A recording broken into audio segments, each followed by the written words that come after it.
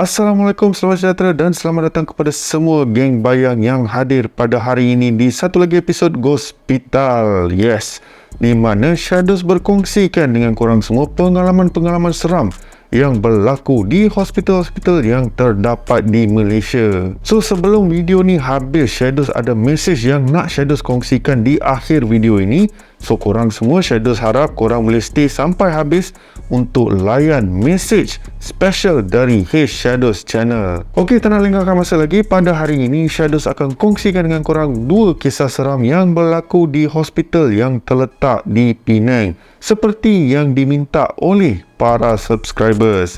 So, terima kasih kepada korang semua, kepada semua geng bayang atas cadangan yang diberikan. Alright, so jom kita pendengarkan series Gospital episod 2 pada hari ini. Tapi sebelum tu, kita roll intro dulu. Let's go.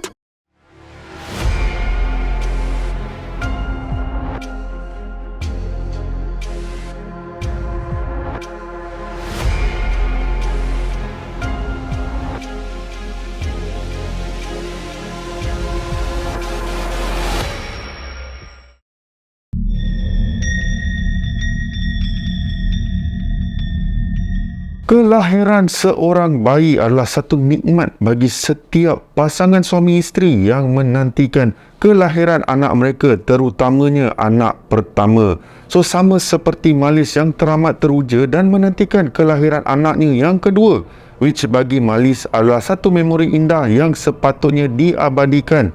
Namun, sebaliknya pula yang telah berlaku kepada si Malis ni. So, kisah kita bermula di mana Malis dimasukkan ke sebuah hospital yang terletak di Penang ketika kandungannya baru mencecah 8 bulan akibat berlakunya pendarahan. So, walaupun Malis sudah berpengalaman melahirkan cahaya matanya yang pertama, namun insiden pendarahan itu adalah pertama kali yang dialaminya, which membuatkan dia dan suaminya mengambil keputusan untuk ke hospital. Dan semestinya insiden sebegini confirm akan ditahan dan Malis pun terpaksalah ditahan di ward untuk memastikan yang kandungannya berada dalam keadaan baik. Tapi siapa sangka ada benda lain yang bakal berlaku kepada Malis yang membuatkan Malis trauma sehingga ke hari ini. So, Malis ni ditempatkan di ward berkongsi di mana dalam satu ward ada dalam 6 katil macam tu lah. Dan disebabkan komplikasi yang dialami oleh Malis, dia ditempatkan dekat dengan kaunter jururawat. Kod-kod ada benda yang tak manis berlaku ke apa, at least adalah nurse yang berada dekat dengan katil Malis. So, selain Malis, dapat dua orang lagi ibu yang seorang dah melahirkan dan seorang lagi menunggu waktu bersalin. So, Malis pun berasa tenang, at least tak adalah dia keseorangan. Kod boring ke apa, bolehlah ada member-member yang dia boleh sembang. So, semua pada awalnya tak ada apa-apa yang pelik berlaku. Tapi apabila malam tiba selepas seharian berlalu, disebabkan letih, Malis pun end up terlelap. Sampailah bila salah seorang jururawat datang mengejutkan Malis untuk mengambil tekanan darah. Selepas selesai mengambil tekanan darah, Malis pun berhasrat untuk sambung tidur balik. So, dalam keadaan mamai, kira dalam perjalanan ke alam mimpi, Malis ternampak seperti ada kelibat seorang wanita yang duduk bersila sambil menundukkan wajahnya, berpakaian berwarna putih, berseluar pendek hitam di salah satu katil di mana siang tadi tak ada orang. So, Malis ni fikir mungkin time dia terlelap tadi wanita ni masuk lah kot. So, macam saya cakap tadi, itulah apa yang dipikirkan ataupun disangkakan oleh si Malis. Tapi apa yang membuat Malis terasa pelik, sambil wanita itu menundukkan wajahnya dan menghuyung hayangkan badannya, wanita tersebut akan membunyikan loceng yang dibawanya. Macam loceng aiskrim tu yang kecil, kering-kering, lebih kurang macam tu lah. So, Malis tak mengesyaki apa-apa yang pelik dan fikir mungkin sebab wanita itu dalam kesakitan dan itu adalah antara salah satu cara untuk dia hilangkan sakit. So, Malis pun decide untuk abaikan dia dan seelok sahaja Malis nak lelapkan mata, Malis terdengar suara tangisan yang datang daripada wanita tersebut. Sayup dan mendayu bunyinya dan seperti apa yang dilakukan tadi, sambil dia menangis, sambil itu jugalah dia membunyikan loceng. So, Malis time tu dah terasa amat terganggu. Nak tegur rasa bersalah pula kan. So, Malis berharap sangat yang nurse masuk dan menegur wanita tersebut. Namun dalam beberapa minit macam tu, masih lagi kedengaran wanita itu menangis dan membunyikan loceng non-stop, kau tahu tak, pada malam tu. Dan Malis rasa macam makin lama makin kuat pula. Makin menjadi perempuan ni. Dahsyat betul dengan main loceng lah, apalah. So still tiada nurse yang masuk untuk tegur wanita tu. So Malis membuat keputusan untuk bangun dan minum air. Pada masa yang sama berharap yang wanita yang membunyikan loceng tu dapatlah mesej. Weh Hanat, aku nak tidur lah, menangis-nangis. Aku smack engkau sekali. Bisik Malis dalam hatinya. Marah betul Malis lah time ni kan. Tapi ini adalah momen yang Malis kata, kalau dia tak kawal perasaan dia, mau beranak juga dekat sana tau. Sebab apa? Sambil Malis nak mengambil segelas air, Malis sempat pandang ke katil wanita itu dan mendapati wanita tersebut masih dalam posisi yang sama seperti mana dia mula-mula nampak kelibat dia. So Malis atas dasar ingin tahu nak tanyalah, awak asyik nangis ni, orang nak tidur lah, orang pun sakit juga. Bisik Malis dalam otak dia. Malis pun nak menghampiri katil wanita tersebut. Dan seeloknya Malis bergerak ke arah wanita tersebut, tiba-tiba salah satu pesakit bangun dan memanggil jururawat. So Malis pun pandanglah wanita yang memanggil nurse tu, dan tiba-tiba lampu dalam ward terpasang. Dan Malis menoleh ke belakang melihat nurse tu berjalan ke arah katil wanita yang memanggilnya. Dan seelok sahaja Malis menoleh ke katil yang wanita tadi duk menangis membunyikan loceng tu, apa yang Malis nampak? Katil tu tiba-tiba kosong guys. Yes, tak ada siapa pun yang sebenarnya duduk di atas katil tersebut. So Malis pada ketika itu macam tak percaya, sebab dia memang nampak dengan jelas wanita tu berada dekat situ. So sebelum nurse tu keluar dari ward tersebut, Malis pun bertanya, sis, nak tanyalah pesakit kat katil tu mana kan? So nurse tu pandang Malis dengan jelingan keliru. And nurse tu pun jawab, pesakit? Tak ada pesakit puan. Katil tu memang kosong dari time puan masuk tadi. So Malis terdiam seketika dan minta nurse tu jangan tutup lampu. Dan pesakit yang berada di katil-katil sebelah tu tiba-tiba minta untuk tukar katil. Katanya takut. Pesakit yang lagi satu tu pun sama minta tukar katil. Pesakit last tu sampai menangis-nangis merayu untuk tukar katil. Dan kelihatan nurse tadi seolah-olah tahu sesuatu dan decide untuk buat sesuatu lah. So nurse tu tanpa banyak bertanya terus merapatkan katil mereka, dan nurse tu mengambil kerusi serta meja untuk diri dia tau. Which nurse tu lah, alright, which dia letak dekat tengah-tengah ward tu untuk perhatikan pesakit dengan lebih dekat. So Malis dan yang lain teramat terhutang budi dengan nurse tu kerana sanggup menemani pesakit-pesakit ke bilik air dan memastikan semua pesakit berada di dalam keadaan selesa. So sebenarnya apa yang telah berlaku pada malam tu? Dan dikatakan rupa-rupanya semua ternampak kelibat di katil yang sama. So berdasarkan apa yang telah diceritakan oleh Malis, pada keesokan harinya Malis dan kesemua pesakit-pesakit di ward tu membuka mulut dan menceritakan apa yang telah mereka lihat pada malam sebelumnya. So apa yang telah diberitahu oleh kesemua pesakit-pesakit yang berada di ward bersalin tersebut, sebenarnya mereka ternampak satu kelibat di atas katil yang sama namun mendiamkan diri kerana berasa takut. Namun masing-masing ada cerita mereka sendiri tentang apa yang mereka nampak. Ada yang ternampak kelibat wanita tu terbaring. Ada pula yang melihat wanita tu berada di dalam posisi duduk dan menggoyangkan kepala dengan laju. Ada pula yang nampak wanita tu menggendong patung. Tapi dalam semua cerita tu, satu benda yang berkaitan, boleh dikatakan agak sama jugalah dengan, kira konsisten dengan cerita-cerita pesakit yang lain, adalah mereka semua nampak yang wanita itu memegang loceng dan berasa terganggu dengan bunyi loceng tersebut. So mereka juga beranggapan yang tindakan seorang pesakit untuk memanggil nurse tu kemungkinan telah menakutkan kelibat itu sebelum menghilangkan diri. So korang bayangkan kalaulah pesakit tadi tak panggil, mau sampai ke subuh kelibat makhluk tu berada dekat situ tak move on. So nasib baiklah macam cakap tadi, pesakit tu panggil nurse untuk masuk. And yalah, tak tahulah makhluk tu sorok ke apa, tapi end up makhluk tu pun kira menghilangkan diri daripada katil misteri tu. So end up tiada siapa pun yang tahu dari mana makhluk tu datang. Tapi apa yang pasti, nurse-nurse yang bekerja di hospital tersebut dah tahu yang ward tu sememangnya ada makhluk yang bertinggi dekat katil tersebut. So Shadows hanya doakan moga kita semua dilindungi Allah Subhanahu Wa Taala dari gangguan makhluk-makhluk yang sentiasa cuba untuk menyesatkan kita.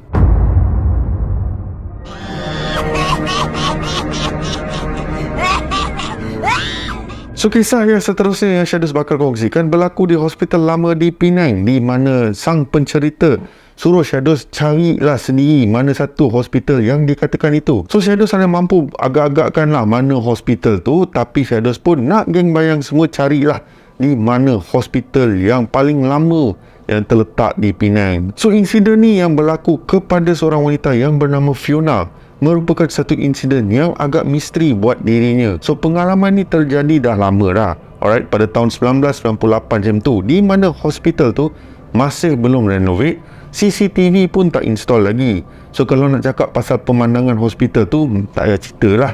Alright, sebab apa? Memang nampak usang dan menyeramkan. Tambah lagi especially bila waktu malam. So nak dijadikan cerita, Fiona pada ketika itu sedang menjaga ibunya yang kena warded akibat kaki patah. So Fiona ni meneman ibunya dan spend time dekat hospital je. And ada satu hari ni, Fiona terserempak dengan seorang pakcik ni yang pada ketika itu sedang melawat anaknya di salah satu ward dan terpaksa bermalam di situ untuk jaga anak dia. So Fiona cakap ada masanya di mana pakcik ini akan lepak di luar ward sambil membaca notis-notis dekat papan kenyataan semua benda tu lah. And then kadang-kadang dia akan duduk macam banyak benda yang dipikirkan. Yalah, anak dalam ward kan, mana taknya. So ada sekali ni Fiona tegur pakcik ni dan saja bertanyakan pasal anak dia. So pakcik tu cakap yang anak dia terlibat dalam satu kemalangan di mana anak dia on the way pulang ke rumah lepas keluar lepak dengan member-member dia. So apabila Fiona mengendap ward di mana anak dia berada, anak dia nampak tak adalah cedera teruk ke apalah cerita dia. Tapi pakcik ni nampak risau macam anak dia berada di dalam keadaan ICU. Bila Fiona tanya apa yang merunsingkan pakcik ni, adakah sebab risau apa-apa yang teruk jadi dekat anak dia, dan pakcik tu cakap sejak dia terlibat dalam kemalangan, anak dia akan tiba-tiba cakap ada satu makcik tua yang datang ke bilik dia dan tanya mana anak dia. Tu yang pakcik tinggal kat ward tu nak tahu siapa perempuan tua ni. Tapi 2 malam pakcik berada dekat sini, tak ada nampak kelibat perempuan tua tu. So pakcik keluar ni sebab tadi tengah dia baring sambil sembang dengan pakcik, tiba-tiba dia tegur kata ada wanita tua dekat luar ward, and ia merupakan perempuan tua yang sama. Namun bila pakcik keluar, pakcik tak nampak sesiapa pun. Pakcik pun stres lah kan. So apa sebenarnya yang anak pakcik tersebut ni nampak? Dan Fiona pun cakap sepanjang dia stay di ward ibunya, dia pun tak pernah nampak ataupun terserempak mana-mana perempuan tua yang berada di luar koridor ke ataupun di kawasan hospital ke seperti apa yang telah diberitahu ataupun dikongsikan oleh pakcik tersebut. So Fiona fikir mungkin ubat yang dorang bagi, yang orang pihak hospital bagi dekat anak pakcik, yang membuat anak pakcik ni hayal ke apa ke, yang hendak nampak seperti ada perempuan tua yang datang untuk mencari dia. Lebih kurang macam itulah. So dia katakan pakcik tu adalah cek dengan doktor-doktor, tapi tak adalah apa-apa ubat yang diberikan yang boleh kira sampai ke level nak hayal lah semua bagai tu. So lepas beberapa minit kemudian, pakcik tu pun beredar dan pergi ke ward anak dia tadi. So tengah Fiona nak ke bilik ibunya, dia perasan nurse yang menjaga ward di tingkat tu pandang Fiona lain macam tau. So Fiona pun macam, apa masalah korang pandang aku macam tu lah kan. Namun Fiona fikir yang mak dia dah ditahan dekat situ, so dia tak naklah merumitkan keadaan. Sebab Fiona ni dia jenis yang lancang mulut tau. Kalau orang buat dia pandang selek ke apa, dia jenis yang akan melawan balik ke ataupun tanya, kau apa hal lah, lebih kurang macam tu lah. Itu apa yang dikongsikan oleh sang pencerita. So pada malam itu yang merupakan malam yang sangat pelik dan bagi Fiona menimbulkan 1001 tanda tanya. Dan pada malam itu, entah kenapa Fiona tak dapat nak tidur. Katanya tak selesa. So Fiona decide untuk keluar kejap nak bersiar-siar, kira nak bagi diri dia penat dan mengantuk lah. Itulah apa yang si Fiona fikir yang dia boleh buat lah untuk end up nak tidur lah cerita dia. So tengah Fiona ni bersiar-siar dekat luar ward tu, dan Fiona nampak ada satu perempuan tua yang berada di ward anak pakcik yang dia jumpa tadi tu. So perempuan tua tu tak adalah nak kata menyeramkan ke apa ke, sebab nampak cara pakaian dia semua elok je, tak adalah yang macam mencurigakan ataupun menyeramkan. So Fiona ni dia buat keputusan untuk mendekati perempuan tua ni dan tanyalah kenapa asyik datang cari anak pakcik ni.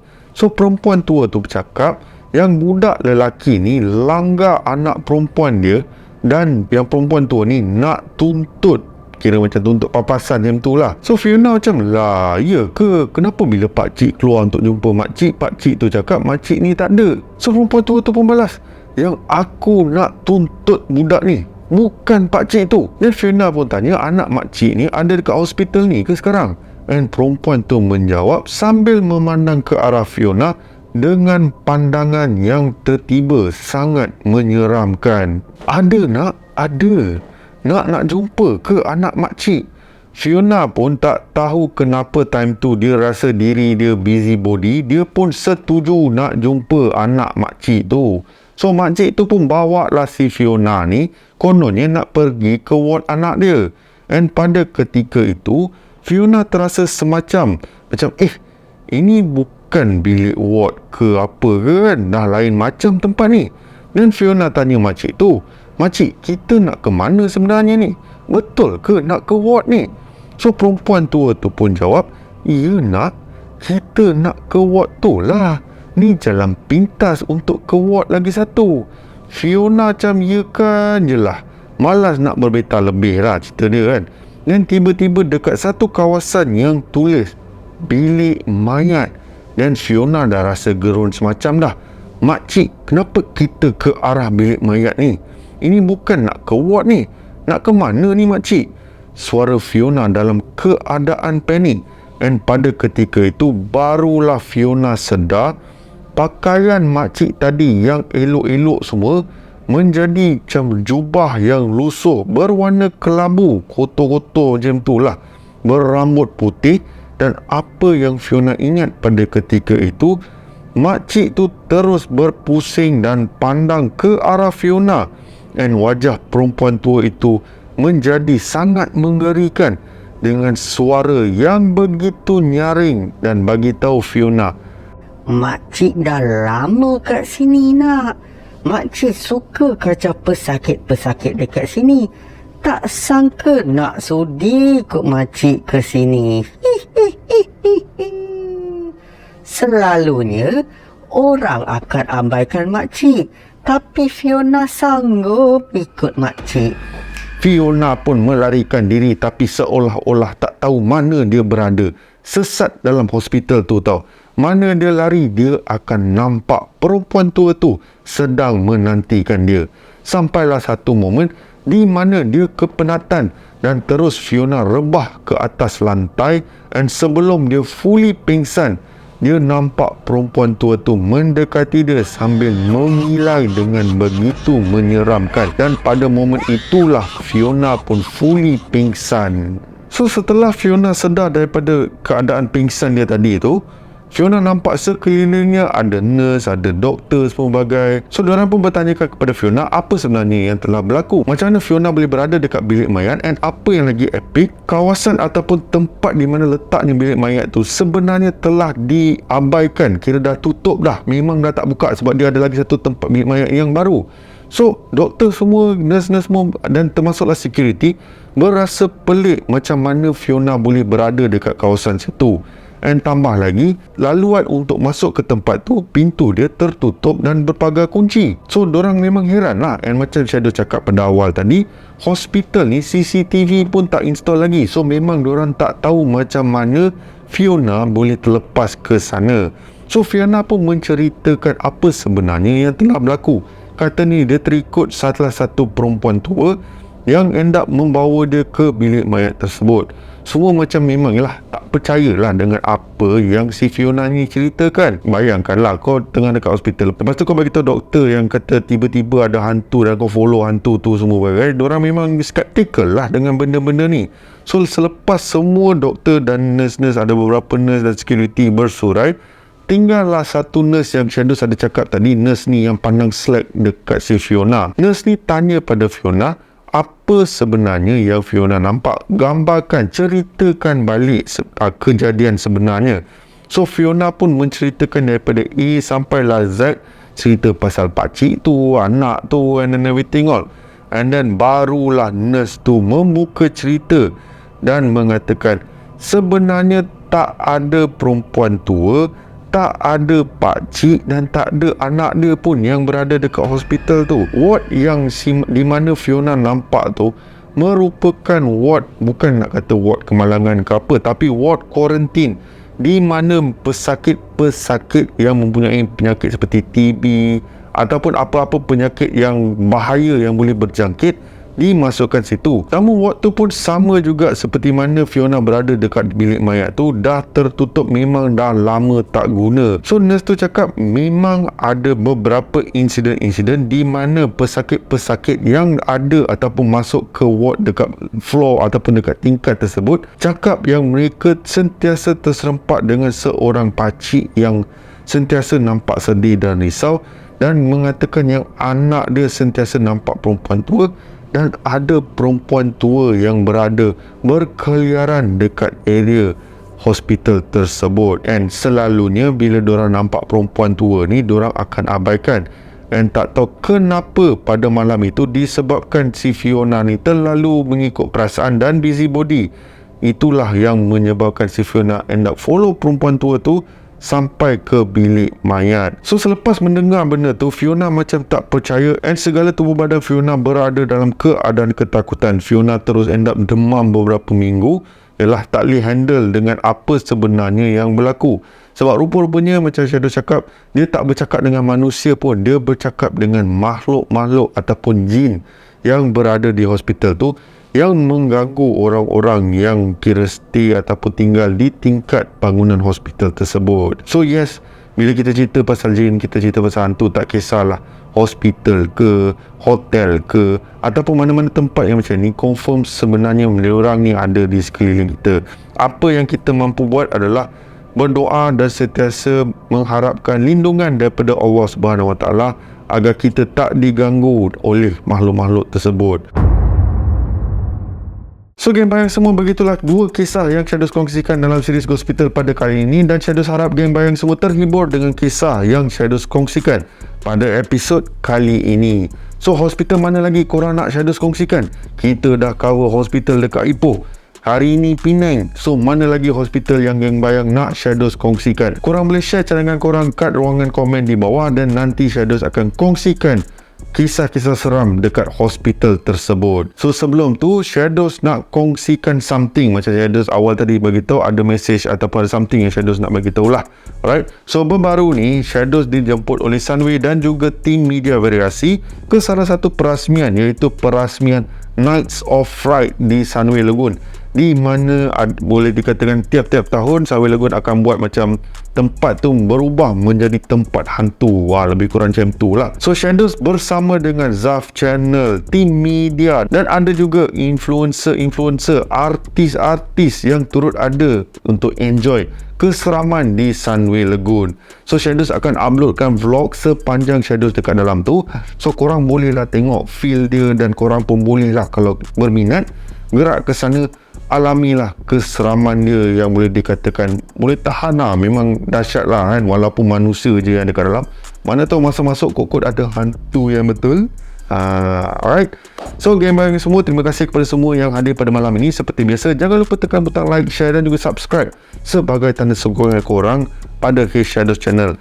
Moga tahun ni dapatlah capai 10,000 subscriber, InsyaAllah, dengan sokongan geng bayang semua. Alright, and yes, nama aku Shadows, and by the orders of the Shadows, sehingga kita berjumpa lagi di series Hospital yang akan datang. Stay safe, stay healthy. Assalamualaikum. Bye bye semua. Take care. Ura.